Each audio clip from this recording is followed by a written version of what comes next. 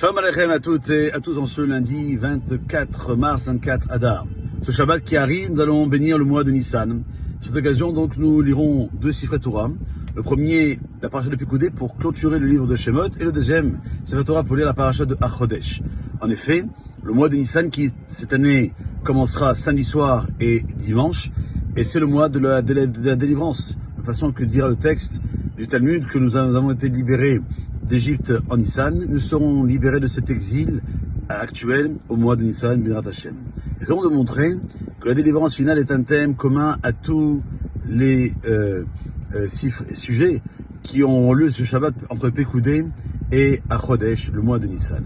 Commençons par évoquer le Sefer de Shemot qui va être clôturé ce Shabbat B'ezrat Hashem.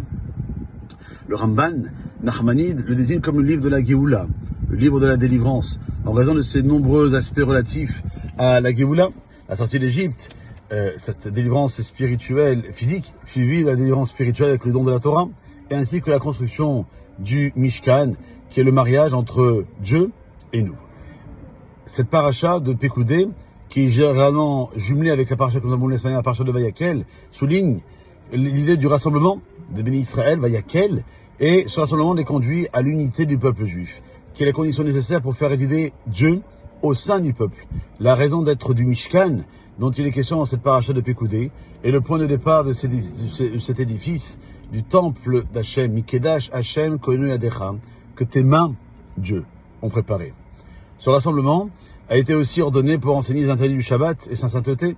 Or, le respect du Shabbat est une condition suffisante pour mériter la Géoula, comme dit le texte du Talmud, qui est tout le Ham Israël, tout le peuple juif respecte deux Shabbatot, la délivrance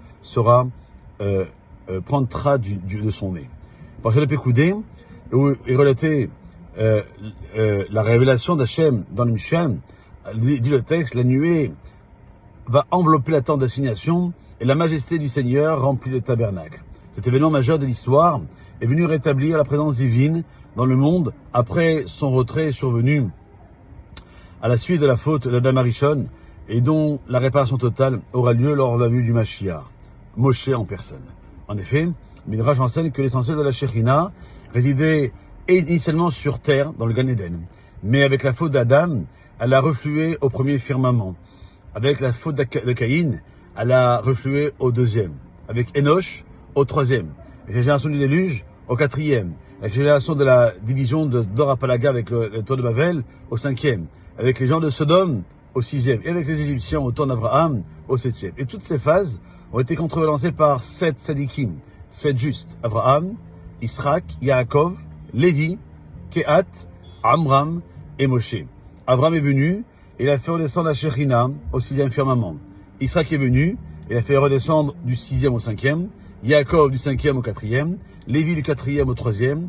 Kehat du 3e au 2e. Amram, le père de Moshe, du 2e au 1er. Puis est venu Moshe, le 7e juste, qu'il a fait descendre au premier firmament vers la terre et dans le Mishkan. Quant à la paracha de Achodesh, qui annonce le mois de Nissan, donc la fête de Pessah, elle révèle le lien étroit qui relie la Géoula, la délivrance, avec le peuple juif et le mois de Nissan. Midrash dira que lorsque Dieu a choisi son monde, il y a fixé des têtes de mois, Rosh Chodesh, des années. Et lorsqu'il a choisi Yaakov et ses enfants, il a fixé la tête du mois de la délivrance, dans laquelle, au cours du mois, Israël a été délivré d'Égypte, dans laquelle il sera délivré très rapidement. Eh bien, c'est ce qu'on doit comprendre à travers la richesse messianique de ce Shabbat, que nous rentrons dans des jours propices, qui nous conduiront, si nous le méritons, à fêter la fête de Pessah, dans le 3e Beth Amikdash, Numira Be'amenu, Amen, Kene Ason. Passez une bonne journée.